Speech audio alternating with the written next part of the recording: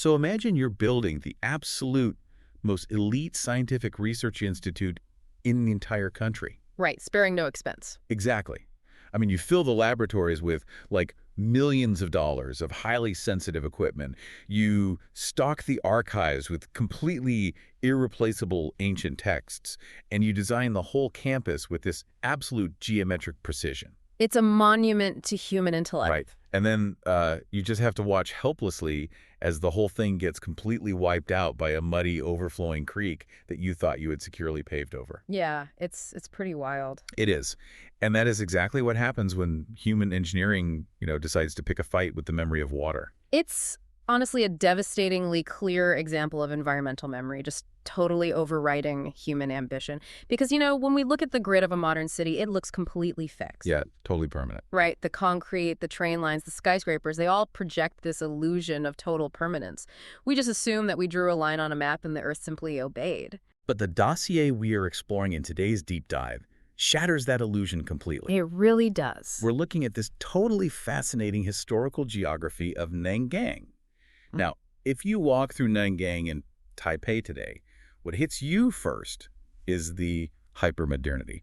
I mean, it's a gleaming, high-tech transit hub. It looks like the absolute cutting edge of the future. Yeah, but this dossier, it strips away that modern veneer to reveal a landscape that is, well, very much alive, incredibly stubborn, and hiding this four-layered history governed entirely by an invisible force, which is water. And the authors of the dossier use this brilliant core concept to explain this multi-generational struggle between the city and its environment. They term it the port vein backflow syndrome. Port vein backflow syndrome. Yeah. So the name Nangang literally translates to Southport. But the district lost its physical river port like about a century ago due to heavy silting. Right. But the central argument here is that the physical memory of that water, the actual topographic identity of being the port, has spent the last 150 years aggressively correcting human development. Just fighting back. Exactly. It functions as this ancient Taoist Feng Shui principle, but playing out mechanically and ecologically in real time. Okay, let's unpack this, because I want to dig right into how this syndrome actually works in practice. Since this isn't just about a single flood, the dossier tracks this invisible pattern across 5 radically different historical stories. And to really grasp how a city loses its water, we actually have to travel back about 400 years to see what the land functioned like when that water, flowed perfectly. Right. The very first layer. Exactly. So the historical documentation really comes into sharp focus around 1885. Okay. That's when Han Chinese settlers, specifically figures like Wang Shujin and Wei Jingxi, navigated their way up the Keeling River. Up into the Nangang area. Right. And they reached the Deakin Mountains and recognized an extraordinary agricultural opportunity. The topography there formed this highly specific microclimate. Right. The rainfall in the soil. Yeah, the rainfall patterns mixed with the dense, mineral-rich soil of the mountains created an environment that was, well, absolutely flawless for cultivating tea. And this wasn't just some minor crop either. This specific combo of soil and climate birthed Taiwan's famous Baozan tea, right? Oh, absolutely. The yield and the quality were just so remarkable that later on, during the Japanese colonial era, the administration actually established a massive, dedicated research center right there in Nangang just to study it. Wow, just to maximize production. Exactly. The entire regional economy organized itself around this flow. Tea was harvested in the mountains, brought down to the valley, loaded onto boats at the river port, and just shipped out to the world. It was a perfectly optimized water-to-land trade node. And the spatial logic of why this works so perfectly is where the dossier brings in that concept of Feng Shui.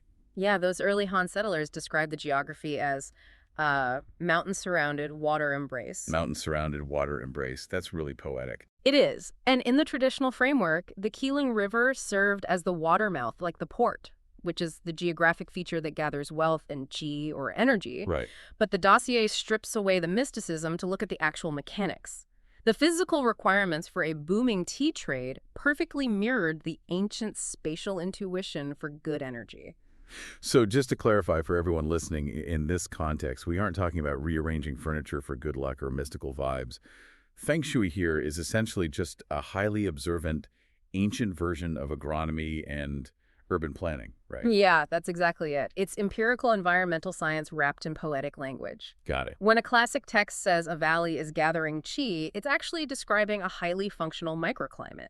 It means the area is physically sheltered from harsh, crop-destroying winds by the peaks, it maintains a steady supply of clean river water, and it possesses deep, fertile topsoil. So the good energy is quite literally just the physical conditions required for agriculture to thrive. Exactly. The logic of the terrain and the logic of the philosophy were just indistinguishable. Now, if you are visiting Taiwan and want to actually touch this foundational layer of the city's history, you should definitely skip the crowded downtown tourist traps. Oh, for sure. Instead, head up to the Jushuang Village Tourist Tea Gardens. The dossier notes a very specific, almost haunting sensory experience there. It's supposed to be incredible. Yeah, if you walk the mountain paths in the early morning, like just before the heavy mist burns off, the air smells intensely of wet, red earth. Wow. And as you move higher, that earthiness mixes with the rich, caramel-like aroma of actual tea being roasted in the local facilities. It makes the entire mountain range feel like this massive, slowly breathing furnace. That's a perfect living relic of that unobstructed flow we were just talking about. The flow requires maintenance, Right. And geological processes rarely accommodate human economic timelines. So over the ensuing decades, the river just inevitably began to silt up. The dirt literally blocked the port. Yeah. The water grew shallow, the boats could no longer dock, and the natural water port just vanished. The valley was suddenly cut off from its defining artery. Which fundamentally broke the local economy. Completely. By the 1950s, the tea industry was fading out. But the government looked at the Nangang Valley, saw a massive expanse of flat land and an existing railway line, and decided to just forcefully impose a completely new identity on it. Right. They designated it as a heavy industrial zone. And the change was violently abrupt. Almost overnight, these massive manufacturing plants moved in, tire factories, fertilizer plants, flour mills. And the 202 arsenal, right? The massive weapons factory. Yes, the sprawling 202 arsenal producing heavy munitions. The economic influx was undeniable, but the environmental consequence was catastrophic. Which brings us to the era of the Black Town. Right. The dossier views this era through the broader lens of Taoist elements, noting that coal plants and munitions factories represent a severe clash of fire and metal. Fire and metal, okay. But again, the mechanics are deeply geographical. The mountains that previously sheltered the valley and gathered clean, upward-flowing air were now acting as a trap. An inversion layer. Exactly. The natural ventilation of the region was entirely reversed. Heavy industrial exhaust, which the text refers to as turbid qi, was forced downward by the valley's inversion layer. And the sky literally turned black. Completely black. The pollution coated the roofs of the houses, it contaminated the groundwater, and most tragically, it coated the lungs of the factory workers and the coal miners who fueled the entire operation. Now, here's where I want to push back a little bit. Sure. I struggle to see this as some mystical reversal of qi. In the 1950s, building heavy industry was just standard economic survival for a developing region. Oh, absolutely. It seems less like an ancient environmental curse and more like just the standard brutal reality of 20th century industrialization that happened everywhere in the world, And the dossier actually anticipates that exact perspective, but it argues that the geography of Nangang makes the consequence specific. How so? Well, the turbid qi wasn't just a generic byproduct. It was an accumulating environmental debt physically trapped by the shape of the land. When you forcefully change a sheltered, breathing valley into an enclosed site of heavy combustion, the environment doesn't just adapt, it suffocates. Because the mountains hold it all in. Exactly. The pollution couldn't disperse naturally because the natural water mouth that once regulated the area's flow had been replaced by concrete and smokestacks.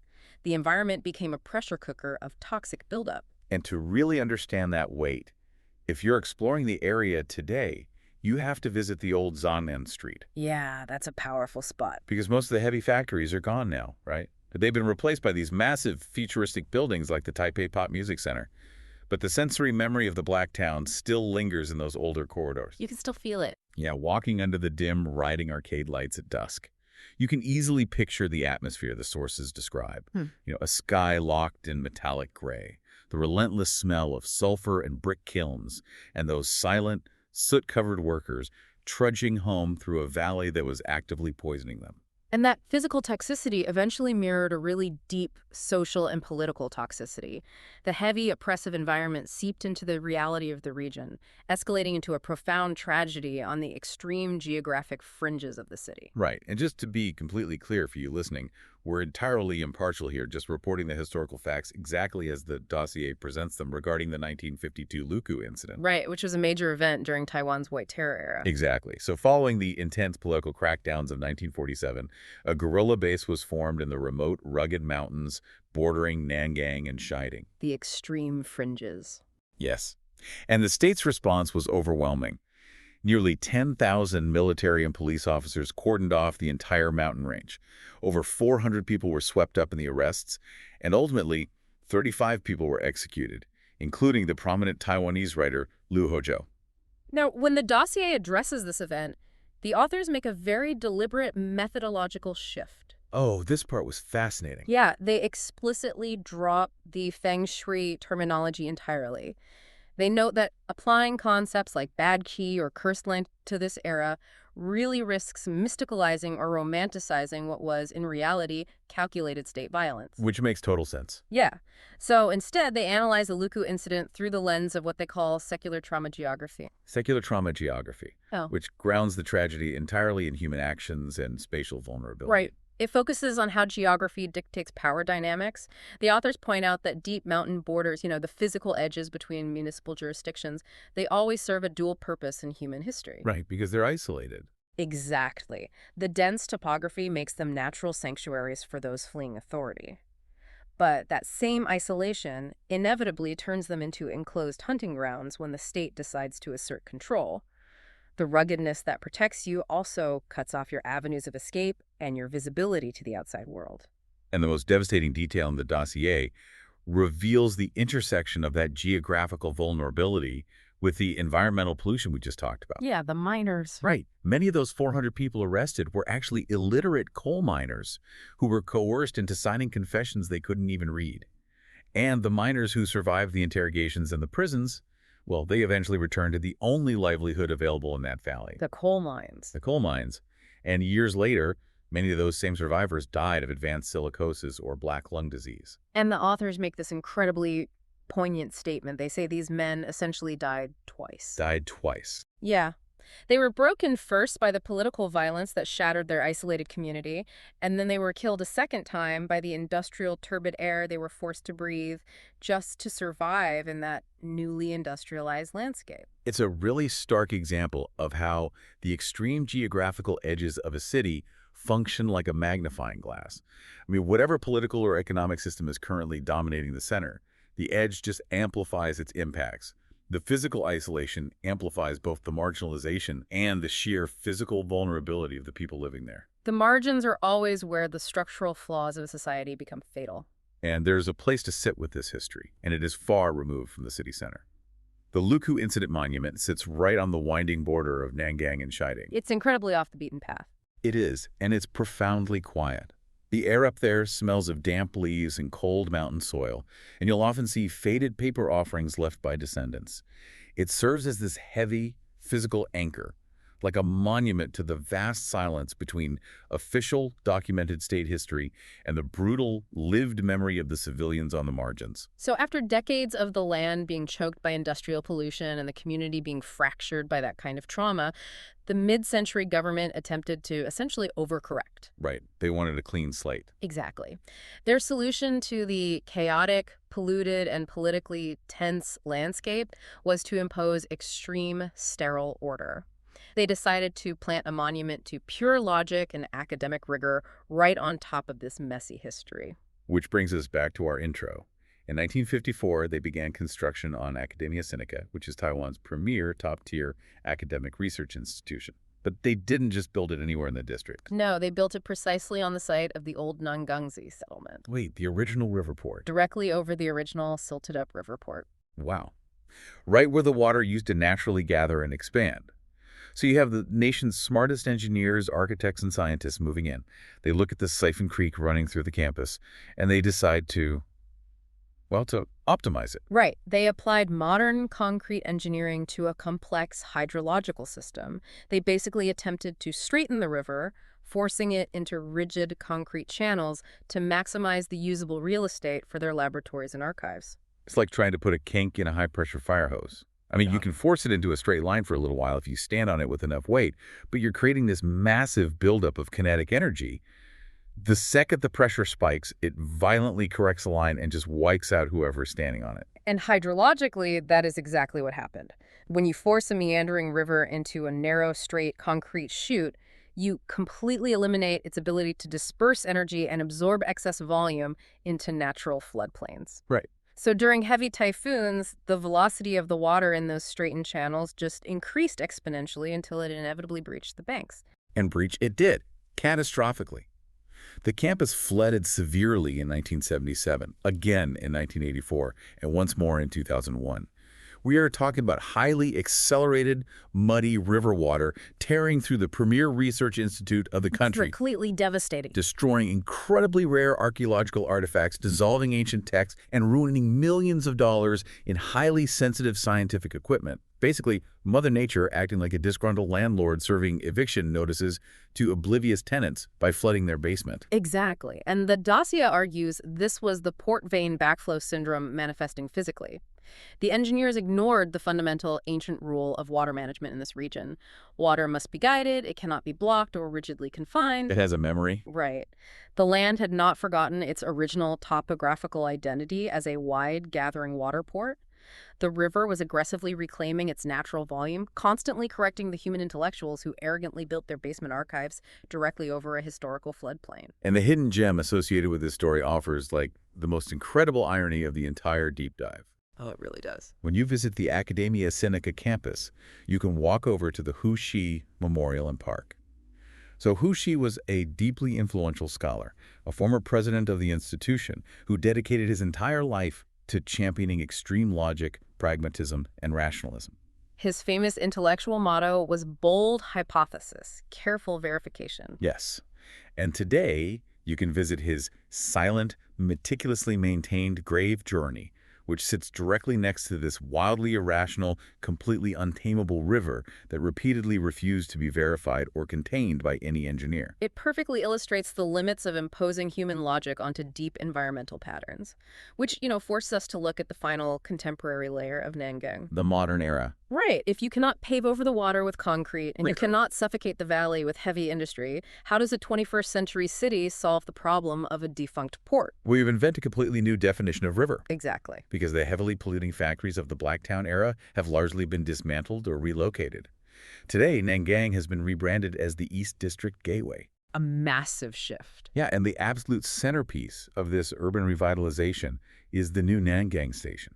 It's a massive, multi-level 3 railway co-structure where the high-speed rail, the standard railway, and the metropolitan metro lines all just violently converge. And here is where the dossier synthesizes its grand theory.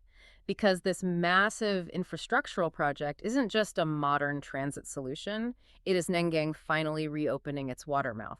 It has rebuilt its port, but artificially. Okay, wait, I'm stuck on this transition to a digital port. Okay. Because the original physical port failed because of actual dirt, right? Yeah. Like geological silting that physically blocked the boats. If we're just moving trains and data packets now, how does the ancient logic of a port apply? How does a digital port silt up? Are we just talking about standard traffic gridlock? Well, it's a structural silting. The ancient spatial logic of a port relies on the constant balanced gathering and dispersing of energy.